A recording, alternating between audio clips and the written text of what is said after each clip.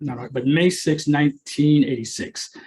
And it's interesting because just like the young lady said, I got to the same place that, I, through some circumstance in my life, I found out that I wasn't saved, didn't belong to God. I couldn't really say I was a Christian, but because I started seeking for the Lord, put somebody in that path and witnessed us. And before I know it, I was at a meeting, explained to me what the salvation message was all about. And, for a lot of people, you sort of go through this thing that I can remember after that first meeting for about 2 weeks, me and God, just looked at that check and balance, things didn't add up. And probably the best decision, well, second best, the first best decision ever made in my adult life was say, well, Lord, here's my life. You do with it what needs to be done.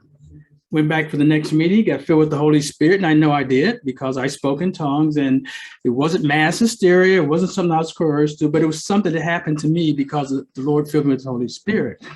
And I could rejoice in that because sure enough, that when I told the Lord that here's my life, do with it what needs to be done, boy, has he done phenomenal things. I mean, I was living in Australia at the time, had no plans of ever moving back to the States, but when the Lord saw fit for me to come back here, he saw fit for me to go out in Pennsylvania, be with the Chris and Nikki and Julie and them, and just be a part of them and be all part of that. And he's just done phenomenal things as he moved us, took a big trip, moved us out to Georgia, but it's all been because of committing to the Lord.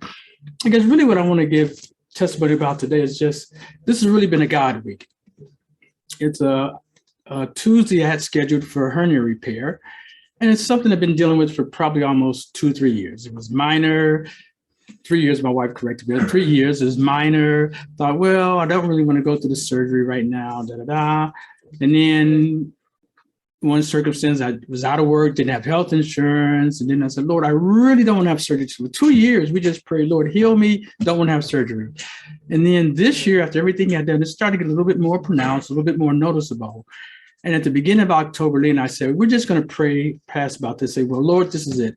If I'm not healed by the end of October, and then if I have to have surgery of some sort, then we're just going to put it all to you. You overshadow, do what needs to be done. And so sure enough, by the end of October, it wasn't healed. So we said, we're going to do something because it's starting to be a little bit more troublesome. And it's amazing from that point on, called the doctor's office. They scheduled me to a specialist and was able to get me in within a couple of weeks' time, which is phenomenal. So on the 30th of this month, which is Tuesday, went in, had the surgery, had a lot of prayer about it and everything like that, and went through the surgery and was in recovery. And, one of the things they kept telling you, well, they immediately give you pain medication because you have any sort of surgery, they figure there's going to be some pain and recovery. And the nurse kept saying, yep, you need this for pain and you will have pain. You will have pain. I thought, okay, so you say so. So that Tuesday, I think I had to take one tablet because of all the movement around. You start to feel things after you come out of recovery. And then that Tuesday night, because of moving around, took another pain. But I decided I really didn't want to take this Perkin and stuff because one of the side effects was constipation. And I didn't want to have to deal with all this stuff, what you do, because you just start taking all this, just didn't want to deal with it. So we had a prayer about it. And sure enough, that was the only time in this whole recovery because I had to take their prescribed pain medication. At the end of the day, I feel a little bit sore and achy, and I would take some extra strength Tylenol.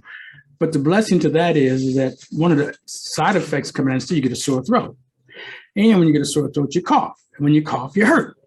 And so, just praying about that and things like that, and just the way the Lord just looked after it, the whole process, not really any sort of pain or anything like that. And again, not knowing just how involved the procedure was. I remember that, most people do hernia operation. Usually talk about a little laparoscope, little incision, everything like that.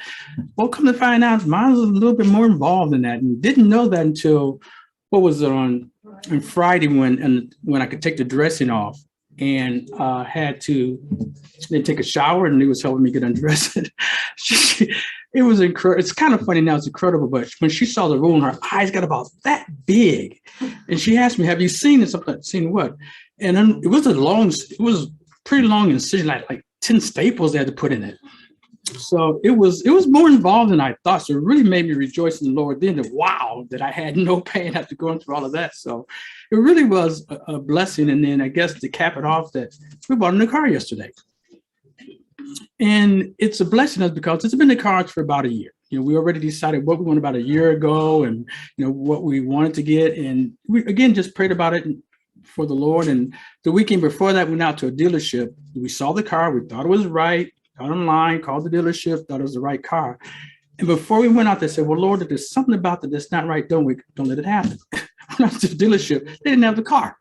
They couldn't even find it. They even told us, got an email, said, yes, this car was available. Went out there for the dealership, couldn't find it, but the car we got wanted to be a better deal, newer car, only 2 years old, still got warranty on it. But the other car we looked at was going to be like 60,000 miles, a 2015 model, no warranty. And so we would have wanted to having to spend a lot more money with maintenance and everything. So it really has been a Lord's week, a God's week. So I just want to give him blessings and give him all the thanks for everything he's done. So